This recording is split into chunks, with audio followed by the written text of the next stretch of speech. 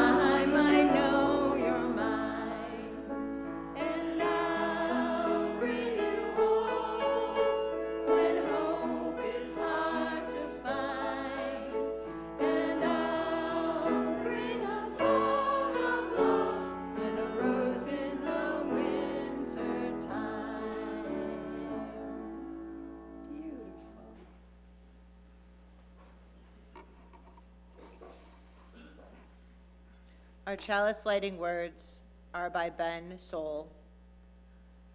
Out of the darkness, light. Out of the light, warmth. Out of the warmth, joy. Out of the joy, togetherness. May this flame hold us for the time we are here with one another. Now, Pam Fodor can join us for the time for all ages.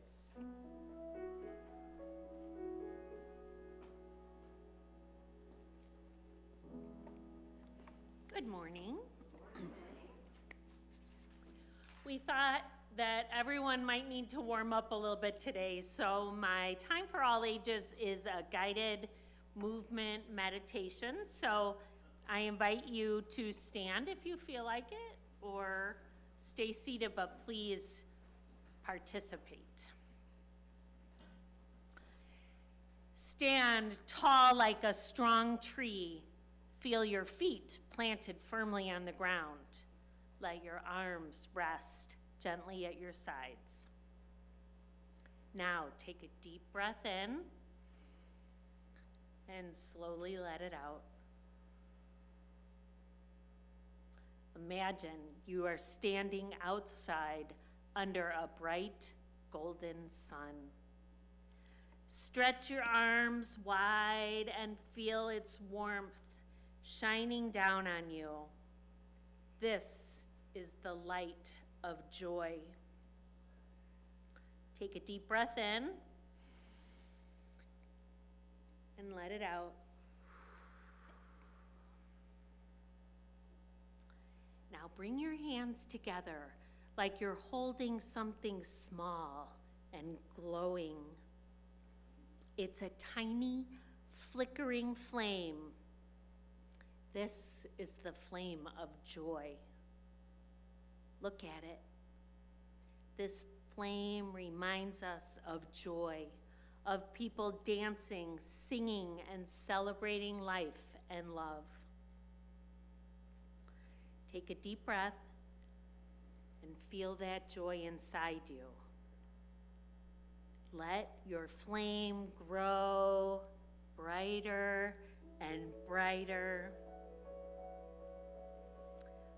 But now imagine the wind begins to blow. It makes the flame flicker.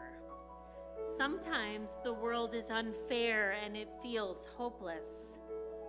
But watch, your flame doesn't go out.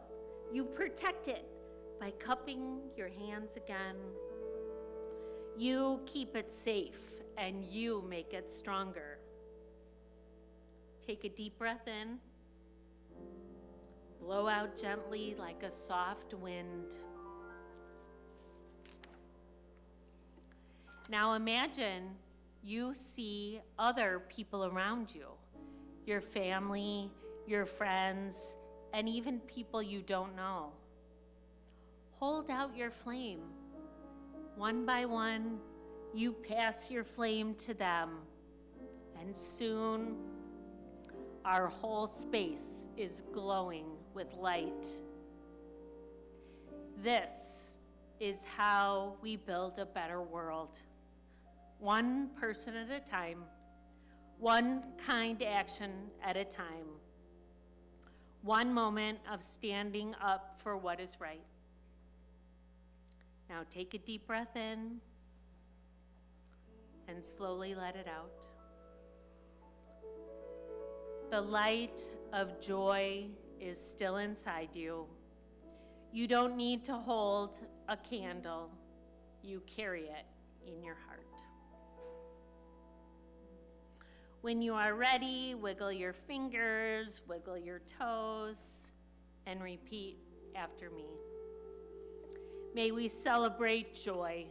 May we celebrate joy. May we carry the light. May we carry the light. May we keep working for a better world. May we keep working for a better world. May the light of joy shine in all of us. May the light of joy shine in all of us. Blessed be. Blessed be.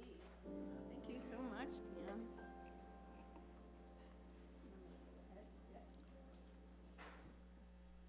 So, beloveds, Advent, as I said, is that season of expectation, waiting, longing.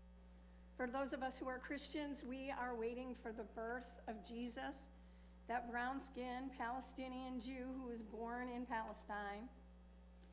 Others of us enter the season and as one of anticipation and waiting in our own lives. And we've all had times in our lives when we've had to wait, when we've expected, whether it's been test results or someone coming to visit, and we have all had times of longing. On the third Sunday of Advent, we light one more candle on our wreath. The pink candle represents joy. How is it, you wonder, that we could celebrate joy when there is so much suffering in the world? Isn't that contradictory? Yet, it's an exercise in faith to address the unknown, which can be also called that which is not known, the holy, the sacred, the spirit of life, God. Advent is a season of watchfulness. We listen and keep vigil for the promise of things to come. Joy is one of the qualities that, if not yet present within us, will come to us in its own time. This light of joy doesn't require that you experience it all the time in your immediate surroundings. Instead, it's a reminder to wait for it with faithfulness that overshadows pain and cynicism. This is the candle of joy. Again, joy doesn't mean that everything is perfect. Joy is the spark inside us when we notice beauty, laughter, or love. So here's the question for everyone. What brings you joy? Just call it out. And those of you online, Darren is going to catch it if you post on YouTube. What brings you joy? Family, friends, cats, dogs, music, huh? Pets in general. They don't have to be dogs or cats. They could be birds. They could be lizards. Yes. Did you have something? Life? Life. Ooh, yeah. Coffee. Again? Singing? Yeah, those are choir members back there. What? Dogs? Yep. Food? Again? Happiness? Again? Water. Water is life, and water brings us joy, doesn't it? Life? Chocolate. Peace? Yeah. This church. Yeah. So there's a lot of joy in the room.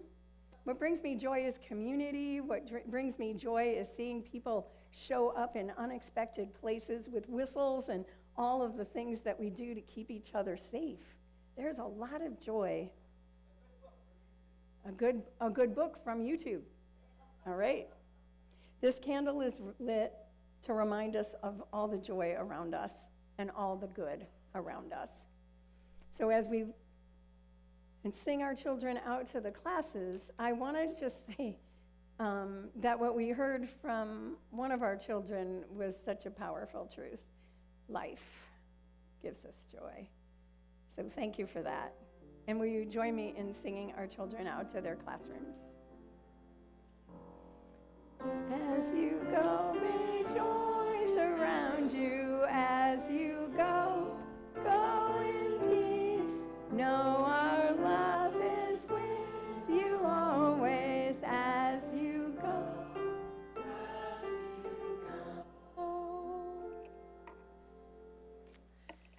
There's always a lot going on around the church, and you can read all about it in News and Notes, which arrives in your inbox every Friday, and there are printed copies available. If you would like to receive News and Notes, stop by the welcome desk. Each month, we share our collection with a nonprofit that shares our values. This month, we are sharing with Beds Plus. Please welcome Mark Harris, President of the Board for Beds Plus, to share about their work.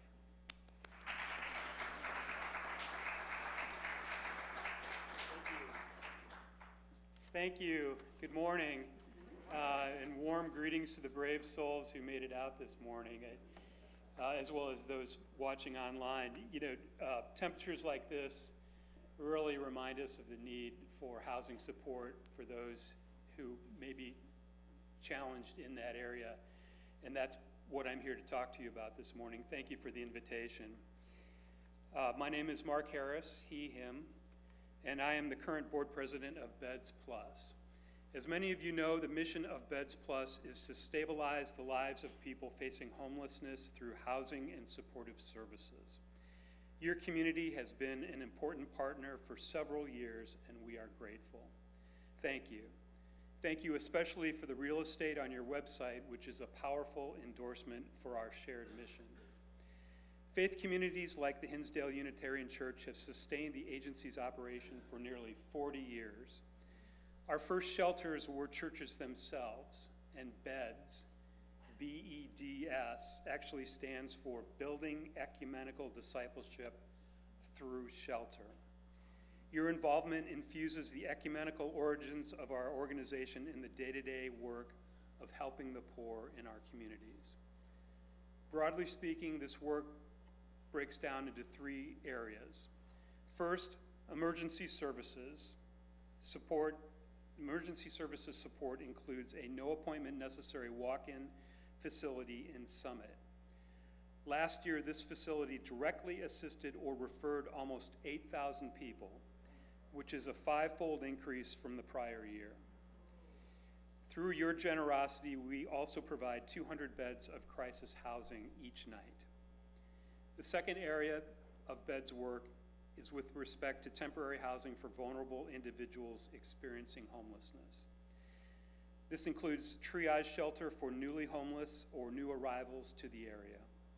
Clients can stay up to 90 days in a 24-hour staffed motel, receive food and basic supplies, and undergo intensive assessments, which quickly connect to housing and supportive services.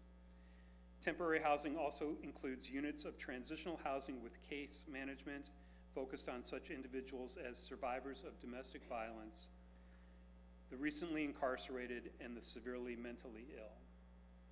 And our final area of work, broadly speaking, is with respect to permanent supportive housing. Beds has 215 permanent supportive housing units, including fixed site locations and scattered housing throughout southwest Cook County. The Unitarian Church has been especially supportive with respect to our motel-based shelters. Last year, our wonderful and dedicated CEO, Tina Rounds, reported to you on a campaign to transform a troublesome roadside motel on Cicero Avenue in Burbank into a state-of-the-art crisis housing shelter.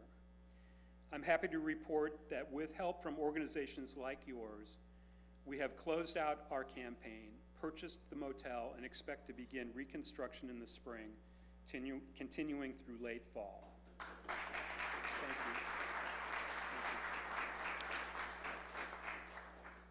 Housing of this type meets the most basic human needs during an emergency or critical transition for our most vulnerable citizens, and we seek to replicate this model in other communities. You know, it's often tempting to view homelessness as a chronic issue with no end. But I believe Beds shows on a daily basis that lives are changed for the better and progress is possible.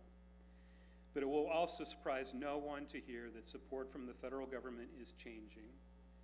In a way similar to what you've been hearing about support for medical insurance, there has been a change in philosophy which threatens Beds programs, especially in the area of permanent supportive housing. Thanks to Tina's leadership, Beds is stable in the short term, but essential federal dollars are threatened. Now we will need to work together more closely than ever to help preserve and expand this system of care to meet future needs. Thank you for helping us in these important programs, to keep these important programs thriving and supporting us in so many areas, supporting people in our community in their desperate time of need. If this mission speaks to you and your family, I'd like to invite you to get more involved as a volunteer or consider donating.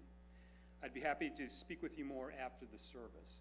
I've also left some material in the foyer, and I especially raise up our Soup and Bread event, which occurs every year the weekend before the Super Bowl. It's at a new location this year, so please join us. We'd be happy to see you. Merry Christmas and happy holidays. Thanks again. Thank you so much.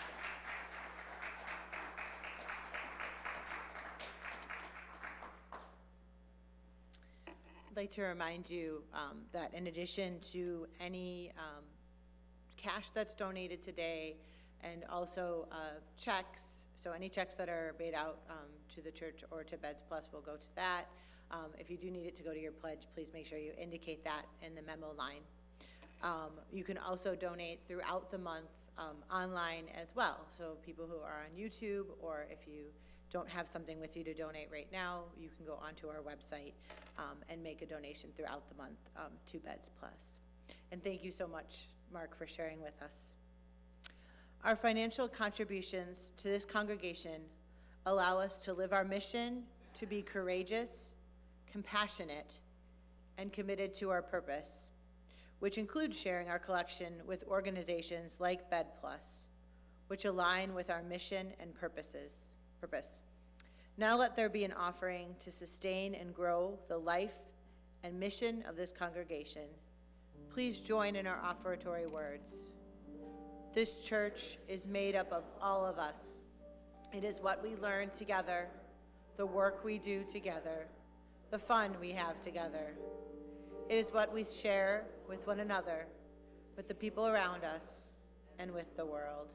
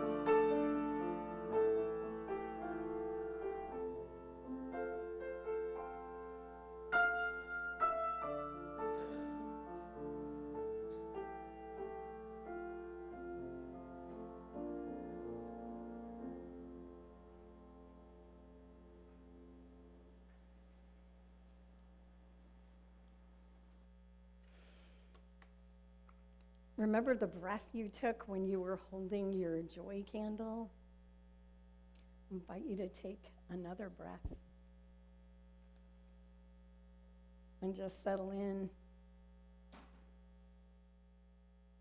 to a time of meditation, connecting to our spirit, our bodies, hearing the breath of the people, the breathing of the people next to us, the rustling, a quiet cough, remembering our connection each to each and to the spirit of life and the spirit of love.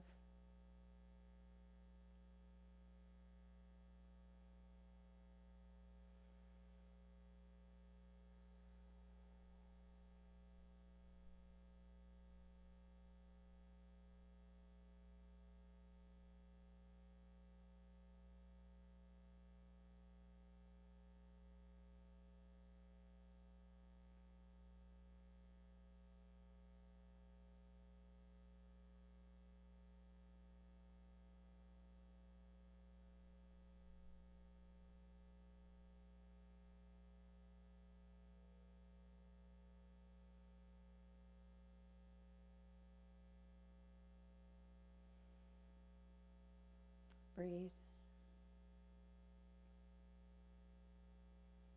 The Reverend Kim Debus reminds us about the song that we're about to sing, that it reflects what we suspect many of us long for these days. Moving, active, forceful peace, joy, love, to help us through pain and tears, to help us, give us a towering strength. We've had some hard days. There are some hard days ahead. We think of our unhoused friends. It was so cold last night, and all I could think of, Mark, was our people who are unhoused. Pam told me it takes like 10 minutes to get frostbite in this kind of cold. So at this time, beloved, we know that we need peace. Kim writes, not like a stagnant pond, but like a moving, thriving, ever-changing river, So I'm going to invite you to sing with me.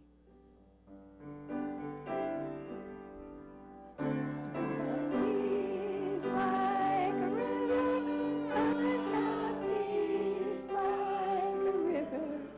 I've got peace like a river in my soul, in my soul. I've got peace like a river. I've got peace like a river. I've got peace like a river in my soul. I've got joy like a fountain.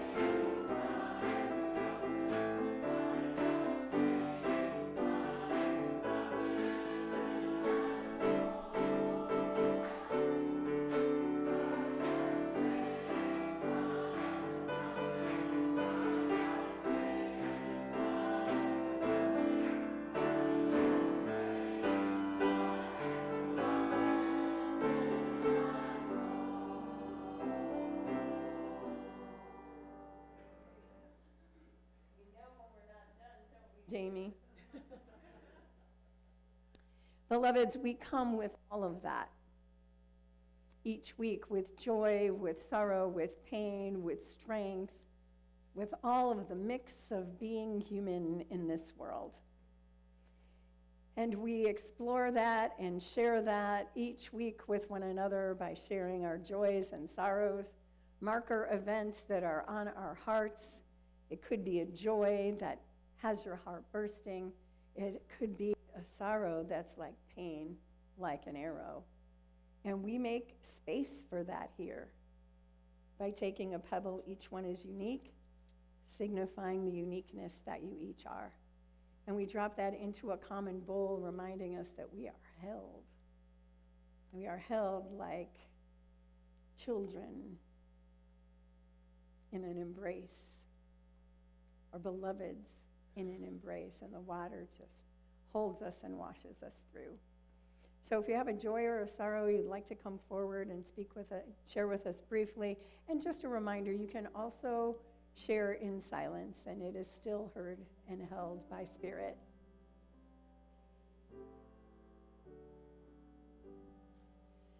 This is, I hope, a joy. Tomorrow, I hope you bring your thoughts, your prayers, and your good vibes to the doctors who will be taking care of our good friend Karen.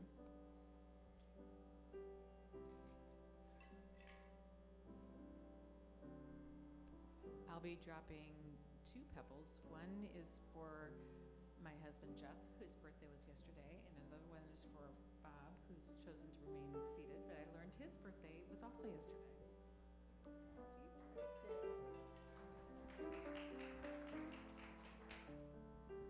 I have a joy to share for my friend and coworker and fellow congregation member, nominated by some of his students.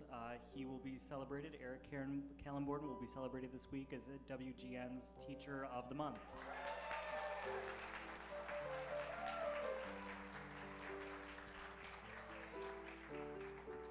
Well, I have a joy as well because my daughter announced this week that she'll be getting married in June in Montana.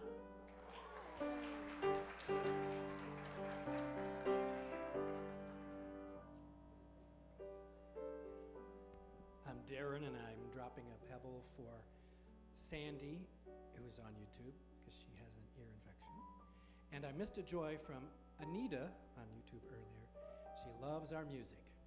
That gives her joy.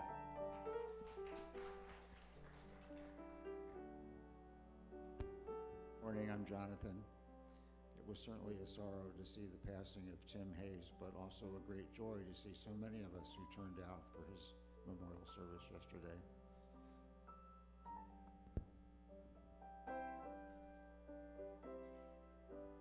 I'm Suzanne, and I also have a joy. My niece Sarah completed her RN training this last week, and she's getting the job of her dreams, and this has been both a wonderful year for her and a terrible year for her, as her marriage fell apart and she had to find a way forward with her 2 young sons.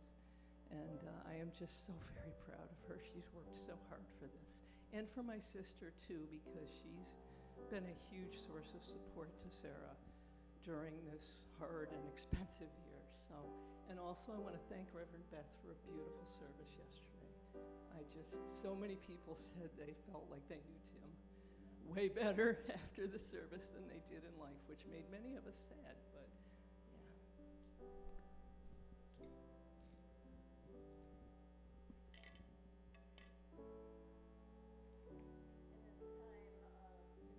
and sorrow and unrest in our world, I drop a pebble for our beloveds in our community, Chicagoland and across the country, who are still threatened by deportation and the fear that they're living with. And for our beloveds in Ukraine who are continuing ongoing, but even a current incursion.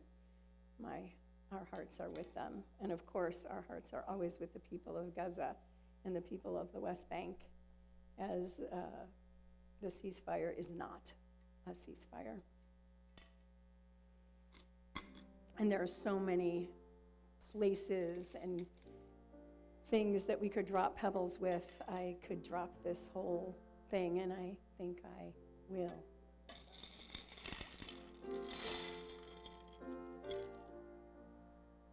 I'm going to go ahead and invite you to join with me in a moment of prayer and reflection as we hold the joys and sorrows, those spoken and unspoken.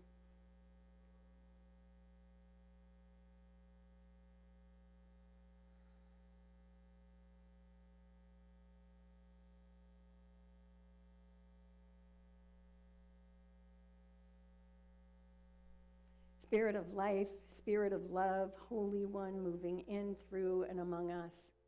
We pause before the next thing, acknowledging all that we've heard and all that is held. Spirit, in this time of waiting and expectation, at times when we sing joy to the world, we know that the world is not all joyful, but it is the love, the hope, and the peace that we bring into it that will foster and birth that joy. that will birth the possibility for that peace, for care and comfort for all who seek it. And for those with joys, may our joy be multiplied and spread out so that those who are in need can see our light, the light of our joy. And we may carry that with us and know that we're carrying it with us even if we don't feel it, God. We are just holding that in our hearts. And beloveds, you, each of you, know this. You are always and everywhere held in love and mystery deeper than you can know.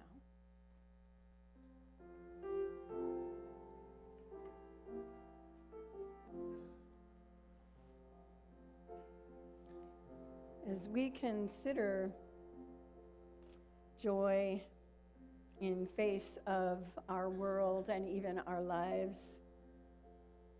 this song speaks to, that's the flow that we sang about earlier, that our life may flow on. I invite you to remain seated and just sing with me. My life flows on in endless song above earth's lamentations. I hear the harmony that ends a new creation.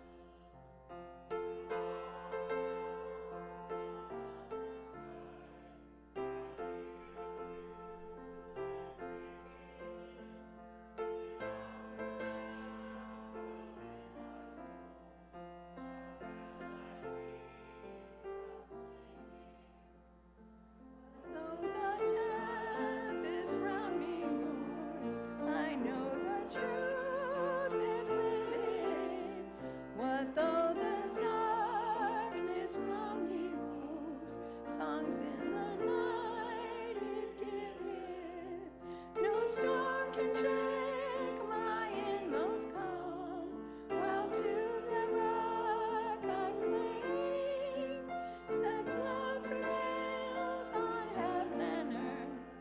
How can I keep from singing when tyrants tremble as they hear the bells of freedom ringing, when friends rejoice both far and near?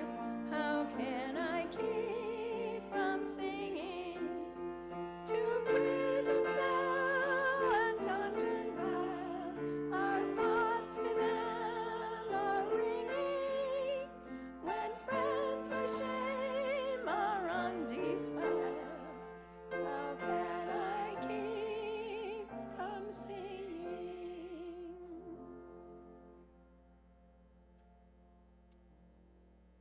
I think I could sing that song every week. I do. The other day, I spoke with a friend of mine from San Diego. I served on the board of Alliance San Diego, a community empowerment organization that she works for as in now one of the directors. And we were catching up on our work and our lives. You know how those conversations go. How's it going? How's it going? These days, when you ask that question, how's it going? It's followed by a pause, kind of expectation. Of course, how's it going in Chicagoland, she asked. We talked about the Midway Blitz and, of course, what's happening in my beloved San Diego, the borderlands, and about how things are looking for the long haul. We also caught up on our personal lives. She's had 3 close deaths this year. Yeah. And then she asked if I could keep a secret. And I was like, well, of course, you know I can. Although, I'm telling you. But I did get permission.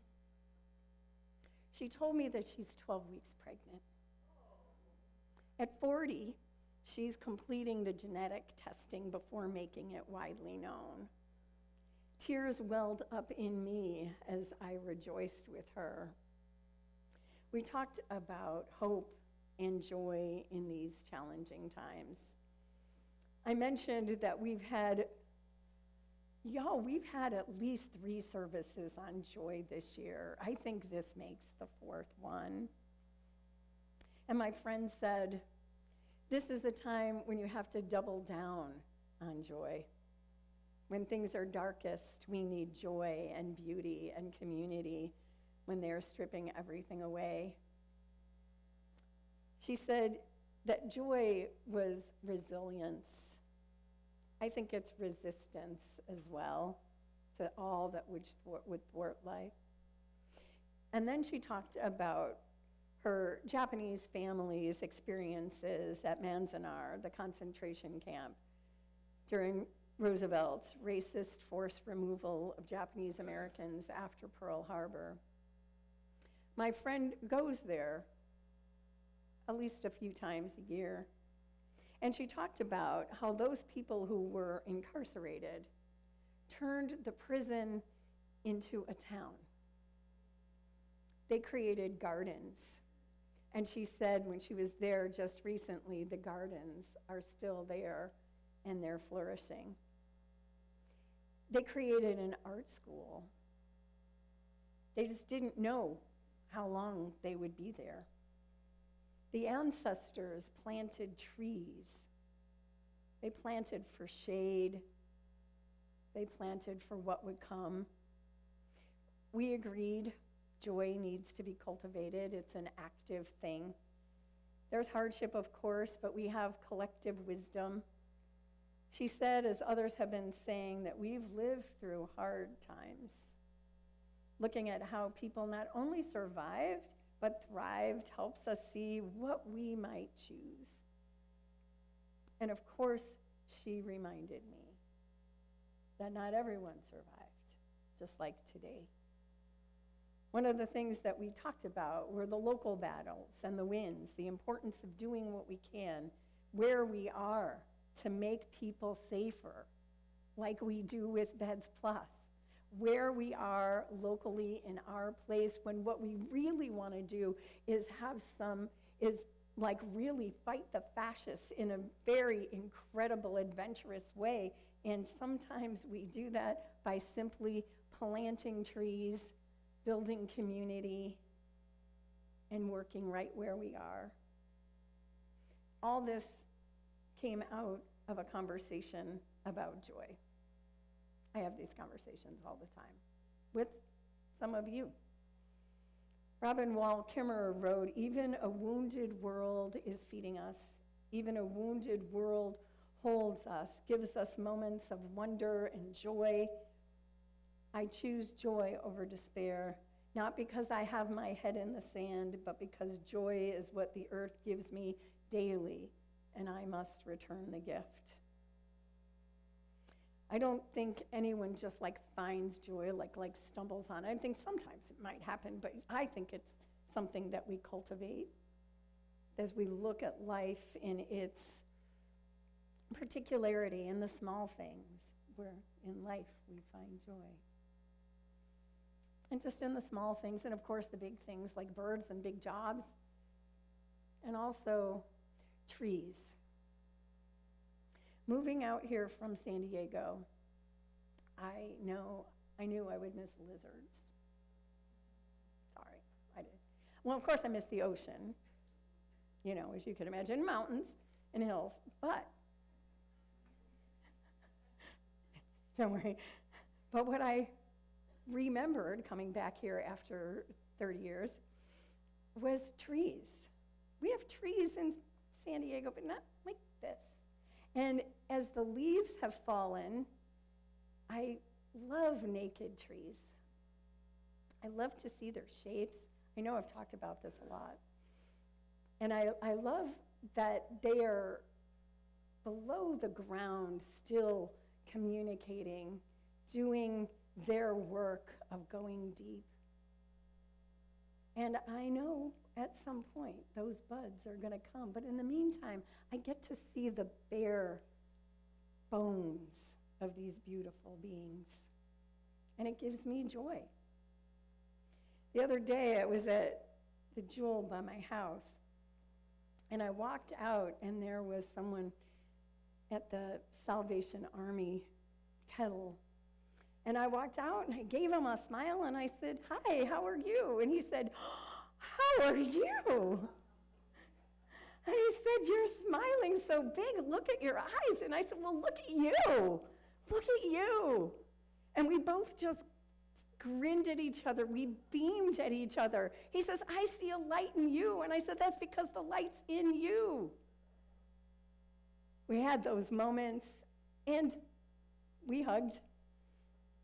And then I went home. But then later, I had to go to the store again. But this time, I was like in my sweats. So I went in the other door because I was like going to the pharmacy, and I didn't think I'd see Steve. You know what I mean. But Steve was right there, and he goes, "You're back." And we hugged, and I asked, "Are you warm enough?" He said, "I'm warm now. I'm warm inside now." So I did have to go back the next day. And this time, it was like more sweats and no makeup. And you know what? I saw Steve. "You're here." He grabbed me and he lifted me up, and we hugged. And we acknowledged the light that we see in each other and the warmth that we feel. And he said, "God bless you." And I said, "God bless you, Steve." Yesterday, coming home from the memorial service, it was so cold, but I went to the Jewel because I wanted to see if Steve was there, because I was worried because it's too cold. And thankfully, he wasn't. In this season of Advent, the world around us speaks about bright colors and cheerful greetings. It isn't about an insistence to be merry or a denial of joy or suffering. It's far more subversive. In its roots, Latin roots, Advent means coming. Again, that anticipation, preparation, and reflection. It offers a spiritual rhythm that transcends any sort of doctrine, the practice of waiting with intention, noticing hope, cultivating peace, and this week as we are welcoming joy. And it's not the same as happiness for me. I like happiness, just like everyone else does, but joy is a disposition, as I've mentioned before, a state, a way of being that isn't contingent upon external things. Archbishop Desmond Tutu reminds us, "Give the world your love, your service, your healing, but also give your joy." I pull an inspiration word every day, and next week at the winter solstice, we're going to pull inspiration words for the year. So you come and get your word. But I pull a word every day, and as I pulled the word, it was expectation. Oh my, for heaven's sake, what is anticipation but expectation? And then I pull another, or like oracle cards, and the card that I pulled was grace, and it talked about imagining that you're opening a box with a beautiful ruby, which is a symbol of abundant joy. That was just this morning. When we experience joy, it awakens our senses of what every person deserves: safety, belonging, enough to eat, clean air, dignity, freedom, just peace and rest. It reminds us not only of what we're fighting against, but what we're fighting for. This is my colleague, the Reverend David Miller, who is a joy beacon. He preaches on joy, he does services on joy, and he posted this picture of him, obviously at the mall, peering through, and I just had to share it with you. David, by the way, Reverend David is consulting with our strategic planning team, so y'all can see him. But he embodies this joy, and he writes so much about he is not going to let his joy be taken Proclaiming joy reminds us that love and connection and beauty are available in abundance, and that we're worthy of living a full and abundant life. A dear colleague of mine, Renee McElwee, is an artist and illustrator, and she posted this illustration that she did on joy on crows. I also love crows, and I am a little bitter that I don't have crows by me, but I'm not going to complain anymore. And I love this quote. Be like a crow. Collect shiny things. Hop happily down the street for no apparent reason. Scream loudly when you see your friends. Okay, do it again. I dare you, do it. That's really good, Jamie. Jamie, that's really good. Jamie, I'm going to give you a little bit of heads up. We're going to do a little different song when we close. We're going to do 118 when we close. Just making a little change here because the Holy Spirit's like, yeah, you're going to do that. Advent joy is often described as already and not yet. It lives in the liminal space between what is broken and what is possible. It whispers, something new is coming. Something new can be born in you, in us, and in the world. So I want you to know that I was planning to show the video about, for those of you who weren't here last week, we talked about the monks who are walking for peace from Houston to Washington, D.C. And I mentioned their dog, Aloka, who is walking with them. We're not going to show the video today, but I'm going to tease you with just that look of Aloka. I know. I'll write a column and I'll put it in news and notes, okay? All right? Or maybe we'll find another time to watch it, because I watch it daily. Right. They're still in Mississippi. Still in Mississippi. Yeah, you can follow them on YouTube, or you can follow them on Facebook, Walk for Peace, or just Monks Walking for Peace. And Aloka has his own page now on Instagram and on Facebook. So this is just a little teaser. Just find yourself, because that dog and those monks bring me to tears. And they aren't tears of sorrow. They're tears of longing. They're tears of hope. Something shifted in me once I started watching these monks walk. And of course, the dog. And I don't know what it is yet. It's like still being born in me. And it's unexpected. And I'm only just articulating it right now to you, an entire group of people. But maybe that happens to you too. An event, an occurrence, a sight, something like monks walking for peace.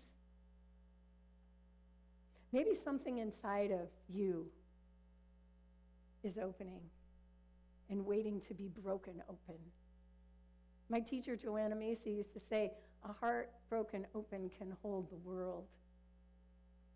What is it that's quickening in you? What anticipation? And maybe you don't know yet.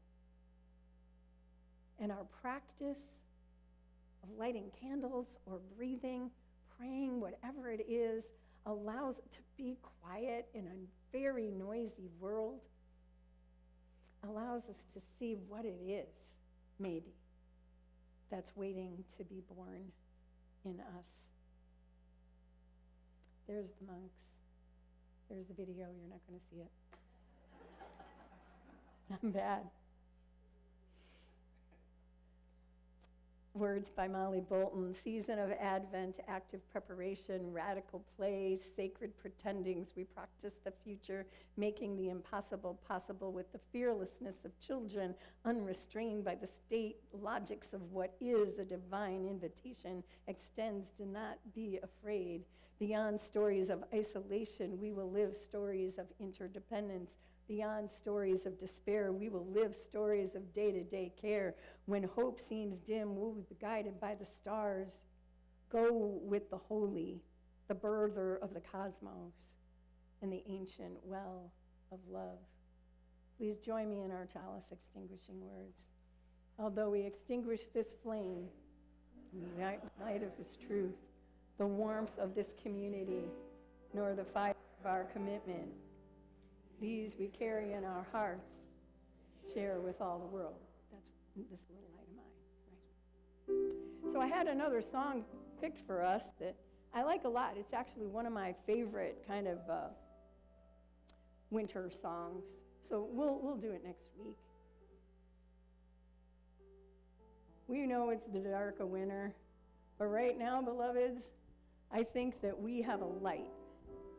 And I think we need to let our light shine. I think we need to end this service on joy and on light.